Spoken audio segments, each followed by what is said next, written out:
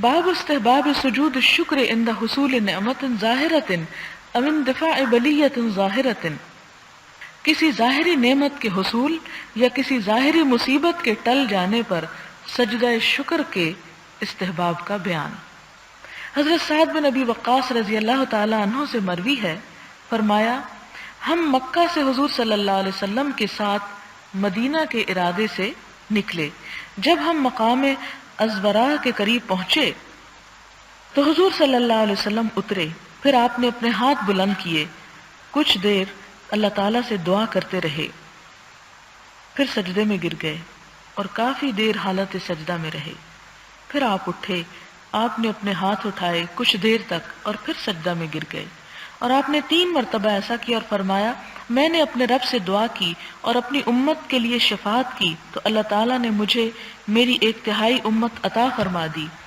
اور میں اپنے رب کا شکر ادا کرتے ہوئے سجدے میں گر گیا، پھر میں نے سر اٹھایا اور اپنے رب سے اپنی امت کے لیے دعا کی تو اللہ تعالیٰ نے مجھے 1/3 امت عطا فرما دی، بس میں نے اپنے رب کا شکر ادا کرنے کے لیے سجدے میں گر گیا، پھر میں نے سر اٹھایا اور اللہ تعالیٰ سے اپنی امت کے لیے سوال کیا تو اللہ تعالیٰ نے مجھے آخری تہائی بھی عطا فرما دی، تو میں اپنے رب کے حضور سر بسجود ہو گیا۔ اس سے کئی ایک باتیں پتہ چلتی ہیں۔ پہلی بات تو یہ ہے کہ آپ صلی اللہ علیہ وسلم سفر پر تھے، تو حالت سفر میں بھی ایسا سجدہ ادا کیا جا سکتا ہے۔ دوسری بات یہ ہے کہ انسان دعا کرتے ہوئے کچھ دعا کرے اور کچھ دیر سجدے میں پڑھ کے اگر شکر ادا کرتا ہے اور پھر بیٹھ کے دعا کرتا ہے تو یہ اس کے لیے جائز ہے۔ تیسری بات یہ کہ خالی سجدہ نماز کے بغیر جو ہے شکرانے کا وہ کیا جا سکتا ہے، اور اس کے لیے ضروری نہیں کہ وضو بھی ہو انسان کا، بعض اوقات اچانک کوئی خبر اس کو ملتی ہے تو اسے اچانک بھی سجدے میں گر جانے سے کوئی چیز نہیں روکتی۔ چونکہ یہ سفر کی حالت تھی، اور اس میں حدیث میں جو سند میں سفر کی بات آتی ہے اس سے یہ پتہ چلتا ہے، کیونکہ سفر کی حالت ایسی ہوتی ہے کہ جس میں بعض اوقات پانی نہیں ہوتا، بعض اوقات وضو کا اہتمام انسان نہیں کر سکتا، اور بعض اوقات یہ ہوتا ہے کہ شکر ادا کرنے کے لیے انسان کہ دل کی جو کیفیت ہوتی ہے اگر وہ بہت اہتمامات میں لگ جائے تو شاید وہ جو ایک خاص کیفیت ہوتی ہے وہ ختم ہو جائے۔ اس لیے انسان جو ہی کوئی شکرانے کی بات سنے یا کوئی خوشی کی بات سنے یا کوئی نعمت ملنے کی خبر پائے تو اس وقت انسان سجدے میں گر جائے۔ یعنی ایک تو نفل پڑھنا شکرانے کے وہ تو اپنی جگہ ہے ہی، لیکن اگر انسان وہ نفل نہ بھی پڑھ سکے تو صرف شکرانہ جو ہے وہ بھی فائدہ دیتا ہے۔ اگلی بات یہ پتہ چلتی ہے کہ آپ صلی اللہ علیہ وسلم کو اپنی امت سے انتہا درجے کا پیار تھا۔ کبھی ہم بھی سوچیں کہ ہم نے اس پیار کے اور اس محبت اور اس خلوص کے جواب میں آپ کے لیے کیا کیا، آپ کے نام کو بلند کرنے کے لیے، آپ کے لائے ہوئے پیغام کو بلند کرنے کے لیے، اور آپ کی حیثیت اور آپ کی جو شان ہے پوری دنیا میں اس کو سرخرو کرنے کے لیے۔ آپ اس میں دیکھیں کہ آپ سب سے محبت کرتے ہیں، اپنی امت کے پہلا حصہ یعنی جو ظاہر نیک لوگوں کا ہے، دوسرا درمیانی قسم کے لوگوں کا، اور تیسرا جو گناہگار ہیں ان سب سے محبت کرتے ہیں۔ اگر اللہ کے رسول صلی اللہ علیہ وسلم سب سے محبت کرتے ہیں تو امت کے لوگوں کو آپس میں ایک دوسرے سے لڑنے اور جھگڑنے اور دین کے نام پہ خاص طور پر گلا کاٹنے اور ایک دوسرے سے دشمنی رکھنے سے دین کی روح پھر انسان کو سمجھ میں نہیں آتی، اور دین کی روح سے یہ بہت دوری ہے۔ اور اسی طرح جو لوگ تبلیغ کے میدان میں نکلے یا دوسروں کو بھلائی کی بات بتانے لگے تو انہیں اپنے دل سے لوگوں کے خلاف ہر قسم کا بغض اور حسد اور نفرت جو ہے اسے دور کر دینا چاہیے، اور ان کے لیے خاص وہی اخلاق پیدا کرنا چاہیے جو آپ صلی اللہ علیہ وسلم کے اندر تھا، کیونکہ آپ اخلاق کے بہترین مرتبے پر فائز تھے کہ اپنی امت کے ہر طبقے کے لیے آپ دعا کر رہے ہیں۔ اور پھر پہلے حصے کے لیے جب آپ نے دعا کی کہ اللہ تعالیٰ وہ مجھے عطا کر دے، یعنی ان کے لیے میری ایک طرح سے سفارش قبول فرما، تو آپ نے قبول فرمائی، پھر دوسرے کے لیے، پھر تیسرے کے لیے۔ اس سے ایک اور بات یہ بھی پتہ چلتی ہے کہ آپ کی امت کا ایک حصہ تو وہ ہوگا جو بغیر حساب کے جنت میں داخل ہو جائے گا، وہ حصہ ہوگا جس پر آپ فخر کر سکیں گے کہ یہ ہے میری امت۔ پھر کچھ ایسے لوگ ہوں گے جو درمیانے درجے کے ہوں گے جن سے کچھ حساب لیا جائے گا اور کچھ ان کو چھوڑ دیا جائے گا، اور تیسرے وہ ہوں گے جو سزا میں ڈالے جائیں گے، سزا بھگتیں گے، اور پھر آخری وہ شخص جس کے دل میں رائی برابر بھی ایمان ہوگا اس کو بھی جہنم سے آپ کی شفاعت پر اور سفارش پر نکال لیا جائے گا۔ جیسے آپ نے قرآن پاک میں وہ آیت پڑھی ہوگی، ثم اورثنا الکتاب الذین اصطفینا من عبادنا فمنهم ظالم لنفسه ومنهم مقتصد ومنهم سابق بالخیرات بإذن اللہ، کہ پھر ہم نے وارث بنا دیا اس کتاب کا ان لوگوں کو جنہیں ہم نے اپنے بندوں میں سے چن لیا تھا، اور یہ چنے ہوئے بندے کون ہیں؟ محمد صلی اللہ علیہ وسلم کی امت۔ فمنهم ظالم لنفسه، ان میں سے کچھ اپنے اوپر ظلم ڈھا رہے ہیں، یعنی اس کتاب کا حق نہیں ادا کرتے، اپنے رب کا، اپنی حیثیت کا کوئی انہیں لحاظ اور پاس نہیں ہے۔ اور دوسرے وہ ہیں مقتصد، جو درمیانے ہیں، نہ نیکیوں میں بہت آگے اور نہ گناہوں میں ملوث ہیں۔ اور تیسرے وہ ہیں جو نیکیوں میں سب سے آگے ہیں۔ تو پھر وہاں بھی امت کے 3 درجے بتائے گئے، اور اس حدیث میں بھی 3 درجے پتہ چلتے ہیں، جو کہ بالآخر آپ صلی اللہ علیہ وسلم کی شفاعت سے ہر امتی جس کے دل میں ایمان کی رائی بھی ہوگی وہ بھی بالآخر جنت میں پہنچے گا۔ لیکن آپ دیکھیں کہ دنیا میں اگر ہمیں یہ 3 چوائس دی جائیں تو لازماً ہم چاہیں گے کہ ہم، یعنی اگر یہاں پر بیٹھے ہوئے لوگوں کو 3 گروہوں میں بانٹا جائے تو ہر شخص چاہے گا مجھے پہلے نمبر پہ لے آیا جائے اور پہلے درجے میں لے آیا جائے، لیکن دنیا میں تو ہم کسی بھی طریقے سے شاید پہلے نمبر پہ آ جائیں، مگر سوچنا یہ چاہیے کہ کیا واقعی آخرت میں اللہ تعالیٰ کے حضور اور حضور صلی اللہ علیہ وسلم کے سامنے ہم واقعی ان لوگوں میں شامل ہونے کی ہمت یا صلاحیت یا قابلیت رکھتے ہیں کہ جو آپ کے ساتھ ساتھ ہوں اور آپ کے قریب ہوں۔ اگلا باب ہے باب فضل قیام اللیل، رات کے قیام کی فضیلت کا بیان۔ قال اللہ تعالی ومن اللیل فتہجد بہ نافلۃ لک عسیٰ ان یبعثک ربک مقاما محمودا۔ اللہ تعالیٰ نے ارشاد فرمایا اور رات کے بعض حصے میں اٹھو اور نماز تہجد ادا کرو۔ تلاوت قرآن کے ساتھ یہ نماز زائد ہے، آپ کے لیے یقیناً اللہ تعالیٰ آپ کو مقام محمود پر فائز کرے گا۔ یعنی اس سے کیا پتہ چلتا ہے کہ تہجد کی نماز فرض ہے، اور پھر خاص طور پر یہ ہے کہ 5 نمازوں سے علاوہ ہے، نافلتاً، لیکن آپ صلی اللہ علیہ وسلم کے لیے فرض تھی اور باقی امت کے لیے نفل ہے۔ وقال تعالی تتجافى جنوبهم عن المضاجع، کہ ان لوگوں کے پہلو بستروں سے دور رہتے ہیں، یعنی بہت سونے کے شوقین نہیں، خاص طور پر رات کے آخری حصے میں اٹھ جاتے ہیں۔ وقال تعالی كانوا قليلا من الليل ما يهجعون، کہ اللہ کے پسندیدہ بندے راتوں کو کم سوتے تھے۔ عن عائشة رضی اللہ عنہا قالت كان النبي صلی اللہ علیہ وسلم يقوم من الليل حتى تتفطر قدماه فقلت له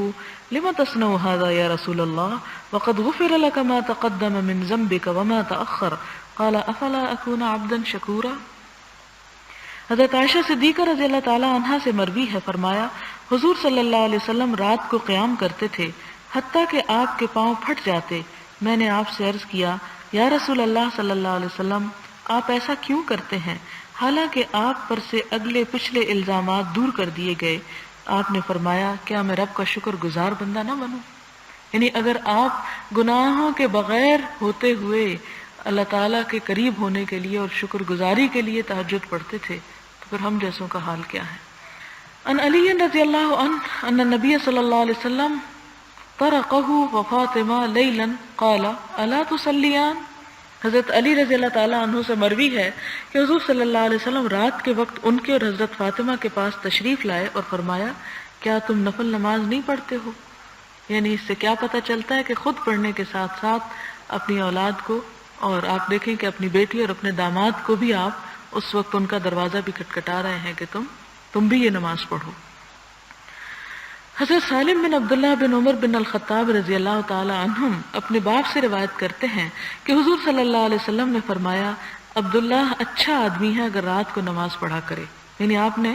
ان کی تعریف فرمائی کہ بہت اچھے ہیں اگر رات کو نماز پڑھ لیا کریں۔ حضرت سالم فرماتے ہیں اس کے بعد حضرت عبداللہ رات کو بہت کم سویا کرتے تھے، یعنی آپ کی نظر کا تو فعل تھا کہ ایک دفعہ کہنے کی ضرورت تھی کہ اس کے بعد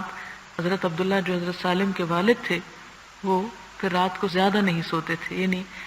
اس بات سے انہیں حیا آتا ہوگا کہ آپ نے میری اچھائی کو مشروط کر دیا رات کے اٹھنے سے تو میں کیسے اس کو چھوڑ دوں۔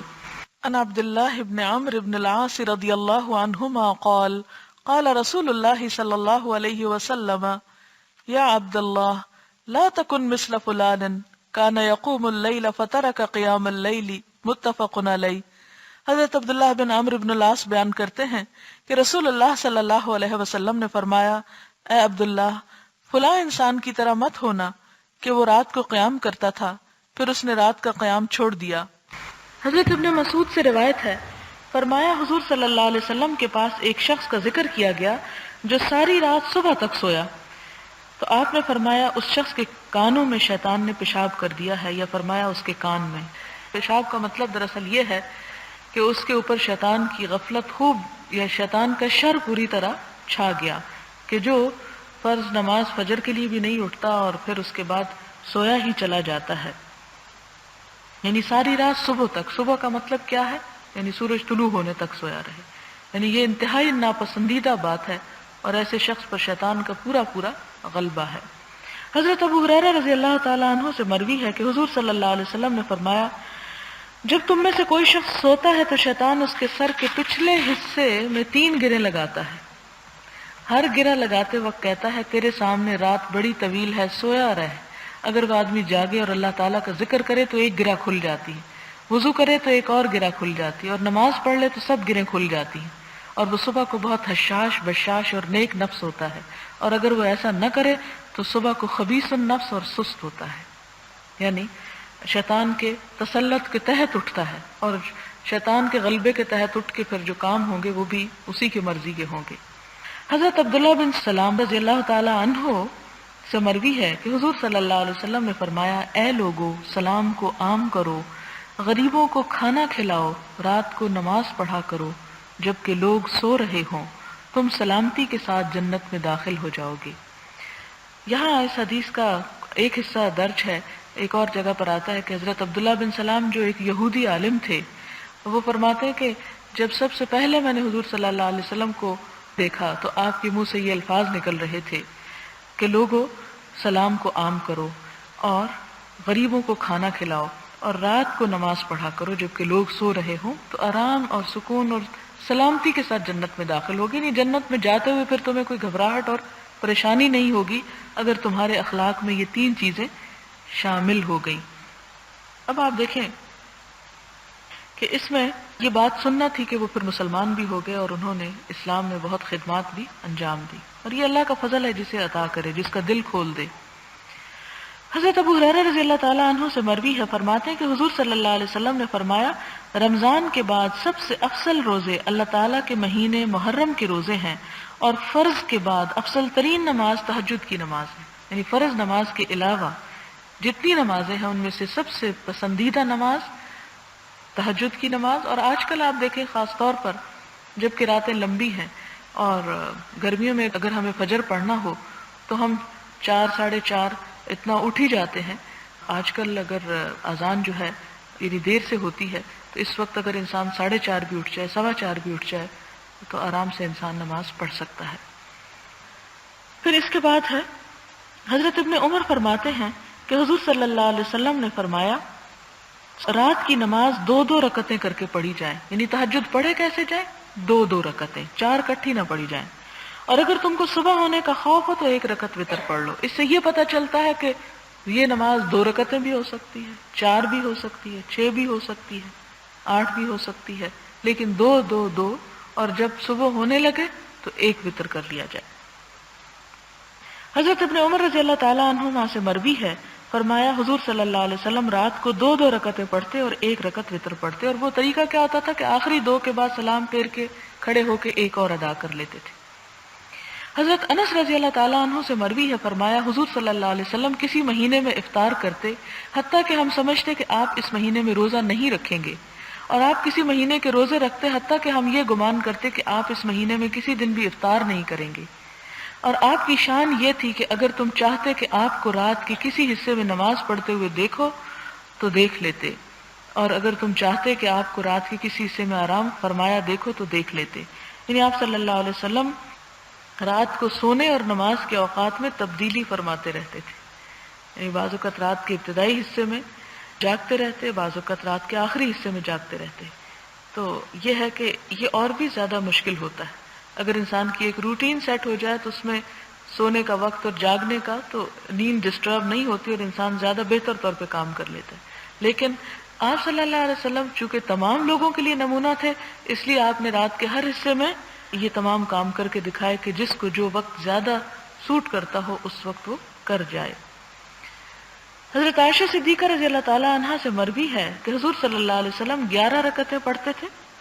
یعنی رات کو، اور ان میں آپ سجدہ کرتے، اتنا لمبا سجدہ کہ آپ کے سر اٹھانے سے پہلے تم میں سے کوئی شخص 50 آیتیں تلاوت کر لے، یعنی جس طرح ہم قرآن پڑھتے ہوئے 50 آیتیں پڑھ جائیں تو اتنی دیر میں آپ کا ایک سجدہ ہوتا تھا۔ اور صبح کی نماز سے پہلے آپ 2 رکعتیں پڑھتے اور اپنے دائیں پہلو پر لیٹ جاتے حتیٰ کہ منادی آپ کو نماز کے لیے بلانے آتا۔ حضرت عائشہ صدیقہ سے روایت ہے، فرمایا حضور صلی اللہ علیہ وسلم 11 رکعتوں پر اضافہ نہیں کرتے تھے، یعنی زیادہ سے زیادہ 11 پڑھتے، نہ رمضان میں اور نہ رمضان کے علاوہ۔ آپ 4 رکعتیں پڑھتے اور یہ نہ پوچھو کہ وہ 4 رکعتیں کتنی حسین اور کتنی طویل ہوتی، یعنی وہ جلدی جلدی نمبر نہیں بڑھاتے تھے بلکہ اس کی کوالٹی اور اس کا حسن زیادہ بڑھاتے تھے اور وہ زیادہ لمبی کر کے پڑھا کرتے تھے۔ پھر آپ 4 رکعتیں پڑھتے اور ان کے حسن اور طوالت کے متعلق نہ پوچھو، پھر آپ 3 رکعتیں پڑھتے۔ میں نے عرض کیا یا رسول اللہ صلی اللہ علیہ وسلم کیا آپ وتر ادا کرنے سے پہلے سو جاتے ہیں؟ فرمایا اے عائشہ میری آنکھیں سوتی ہیں، میرا دل نہیں سوتا۔ اس کا مطلب کیا ہے؟ 4 پڑھ کے تھوڑا سا بیچ میں وقفہ کرتے تھے، پھر 4 پڑھ کے پھر وقفہ کرتے تھے اور پھر 3 پڑھ لیا کرتے تھے، یعنی وتر ہو جاتے۔ اور اس کے بھی پڑھنے کا طریقہ یہ ہے کہ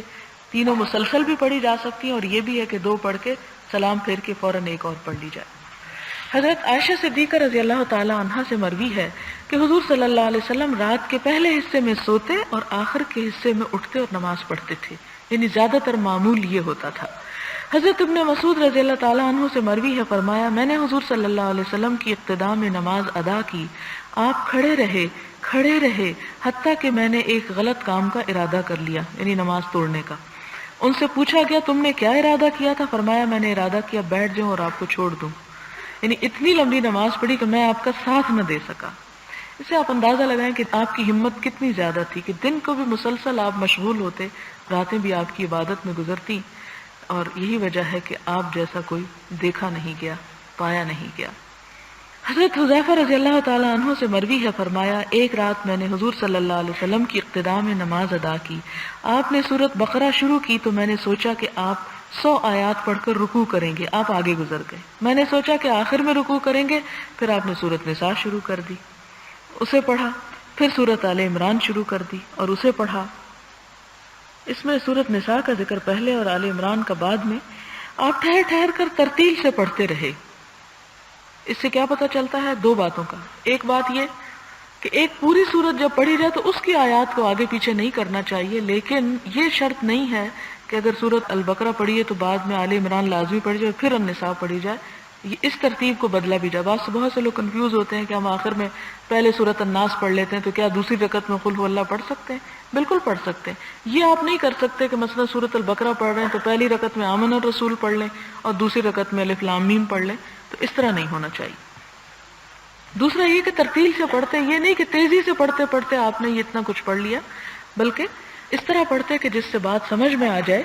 جب کسی تسبیح والی آیت پر پہنچتے تو سبحان اللہ کہتے، جب کوئی سوال والی آیت پڑھتے تو سوال کرتے، اور جب کسی تعوذ والی آیت پر پہنچتے تو اعوذ باللہ پڑھتے۔ پھر آپ نے رکوع کیا اور سبحان ربی العظیم پڑھنا شروع کیا۔ آپ کا رکوع بھی قیام جتنا طویل تھا۔ پھر آپ نے پڑھا سمع اللہ لمن حمد ربنا ولک الحمد۔ پھر آپ کھڑے رہے اور آپ کا قومہ تقریباً رکوع کے برابر تھا۔ پھر آپ نے سجدہ کیا اور کہا سبحان ربی الاعلی، اور آپ کا سجدہ بھی قیام کے برابر تھا۔ حضرت جابر رضی اللہ تعالیٰ عنہ سے مروی ہے، فرمایا حضور صلی اللہ علیہ وسلم سے دریافت کیا گیا کون سی نماز افضل ہے؟ فرمایا جس کا قیام طویل ہو، یعنی جس میں کھڑے زیادہ دیر رہا جائے۔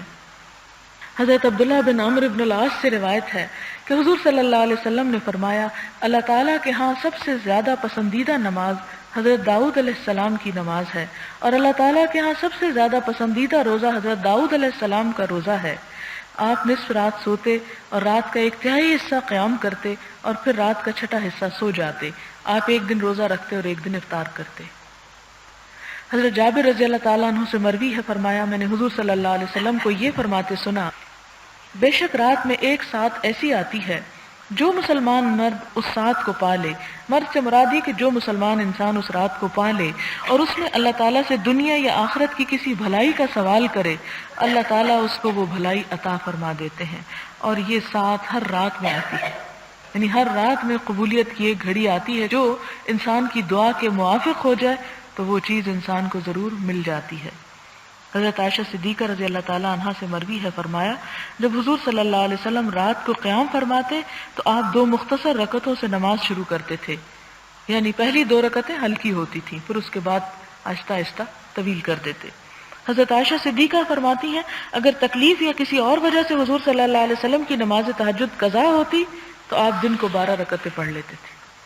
یعنی بعض لوگ جو اٹھ نہیں سکتے تو وہ قضا کے طور پہ پڑھ سکتے ہیں، لیکن اصل نماز کا جو اجر اور ثواب اور جو سب اس کے ساتھ فضیلت اور برکت ہے وہ رات ہی کو پڑھنے کا ہے۔ حضرت عمر بن خطاب سے روایت ہے کہ حضور صلی اللہ علیہ وسلم نے فرمایا جو شخص اپنا وظیفہ یا اس کا کچھ حصہ ادا کیے بغیر سو جائے اور اسے فجر اور ظہر کی نماز کے درمیان پڑھ لے تو گویا اس نے رات ہی کو اسے پڑھا۔ یعنی اگر کسی کی کسی خاص عبادت کا معمول ہے رات کے وقت کرنے کا اور رات کو نہیں کر سکا کسی وجہ سے تو وہ دن کے پہلے حصے میں یعنی فجر کی نماز اور ظہر سے پہلے اسے کر لے تو اس کا پھر ایسا ہی ثواب ہے جیسے رات کو کرنے کا۔ حضرت ابو ہریرہ سے روایت ہے، فرماتے ہیں کہ حضور صلی اللہ علیہ وسلم نے فرمایا اللہ تعالیٰ اس مرد پر رحم فرمائے جو رات کو اٹھے، نماز پڑھے اور اپنی بیوی کو جگائے، اور وہ انکار کرے تو اس کے چہرے پر پانی چھڑکے، اور اللہ تعالیٰ اس عورت پر رحم فرمائے جو رات کو اٹھے، نماز پڑھے اور اپنے خاوند کو جگائے، اور اگر وہ انکار کرے تو اس کے چہرے پر پانی چھڑکے، اگر زیادہ معاملات خراب ہونے کا ڈر نہ ہو تو۔ حضرت ابو ہریرہ اور حضرت ابو سعید رضی اللہ تعالی عنہ سے مروی ہے کہ فرماتے ہیں کہ حضور صلی اللہ علیہ وسلم نے فرمایا اگر مرد رات کے وقت اپنی بیوی کو جگائے اور دونوں نماز پڑھیں یا صرف مرد 2 رکعت پڑھے تو مرد کو ذاکرین اور عورت کو ذاکرات میں لکھ لیا جائے گا۔ یعنی قرآن پاک میں اللہ تعالیٰ نے مومن مردوں اور عورتوں کی جو صفت بیان کی ہے وَالذَّاكِرِينَ اللَّهَ كَثِيرًا وَالذَّاكِرَاتِ، تو ان کا نام ذکر کرنے والوں میں شامل کیا جائے گا، یعنی قیامت کے دن جب وہ اٹھیں گے تو اس گروہ میں سے اٹھیں گے۔ حضرت عائشہ صدیقہ رضی اللہ تعالیٰ عنہا سے مروی ہے کہ حضور صلی اللہ علیہ وسلم نے فرمایا جب تم میں سے کوئی شخص نماز میں اونگنے لگے تو اسے چاہیے کہ سو جائے حتیٰ کہ اس کی نیند ختم ہو جائے، کیونکہ اگر تم میں سے کوئی شخص اونگتے ہوئے نماز پڑھے گا تو ممکن ہے کہ وہ اپنے لیے دعا کرتے کرتے اپنے آپ کو گالیاں وغیرہ دینا شروع کر دے، کیونکہ جب انسان کی نیند کا ابتدائی حصہ ہوتا ہے تو بعض اوقات اس کے منہ سے ایسے الفاظ نکلتے ہیں جو بالکل الٹ ہوتے ہیں اس سے جو وہ کہہ رہا ہوتا ہے۔ حضرت ابو ہریرہ رضی اللہ تعالی عنہ سے مروی ہے، فرماتے ہیں کہ حضور صلی اللہ علیہ وسلم نے فرمایا جب تم میں سے کوئی شخص رات کو قیام کرے اور اس کی زبان سے الفاظ قرآنی کی ادائیگی مشکل ہو رہی ہو اور وہ یہ نہ سمجھ رہا ہو کہ کیا کہہ رہا ہے تو اسے چاہیے کہ لیٹ جائے، یعنی اپنے اوپر ایسا جبر اور ایسی مشقت نہ کرے کہ بغیر سمجھے اس کو پڑھے، اور ایسا 1-2 دن ہی ہوتا ہے پھر اس کے بعد ٹھیک ہو جاتا ہے۔ وآخر دعوانا ان الحمد للہ رب العالمین۔ سبحان اللہ والحمد للہ ولا الہ الا اللہ واللہ اکبر ولا حول ولا قوة الا باللہ العلی العظیم۔ اللہم صل علی سیدنا ومولانا محمد وبارک وسلم۔ ربنا آتنا فی الدنیا حسنہ وفی الآخرة حسنة وقنا عذاب النار۔ ربنا لا تزغ قلوبنا بعد إذ هديتنا وهب لنا من لدنك رحمة إنك أنت الوهاب۔ اللهم حاسبنا حسابا يسيرا،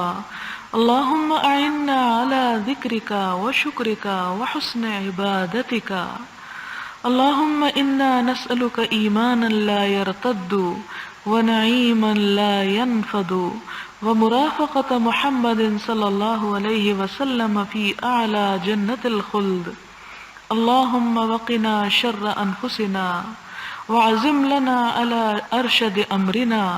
اللهم اغفر لنا ما أسررنا وما أعلنا وما أخطأنا وما عمدنا وما عملنا وما جهلنا، اللهم إنا نعوذ بك من غلبة الدين وغلبة العدو وشماتة الأعداء،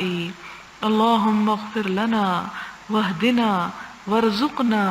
وعافنا ونعوذ بالله من ضيق المقام يوم القيامة. اللهم متعنا بأسماعنا وأبصارنا واجعلهما الوارث منا وانصرنا على من يظلمنا وخذ منه بثأرنا. اللهم إنا نسألك عيشة تقية نقية وميتة سوية ومردا غير مخز ولا فاضح. اللهم لك الحمد كله. اللهم لا قابض لما بسطت ولا باسط لما قبضت ولا هادي لمن أضللت ولا مضل لمن هديت ولا معطي لما منعت ولا مانع لما أعطيت ولا مقرب لما باعدت ولا مباعد لما قربت. اللهم ابسط علينا من بركاتك ورحمتك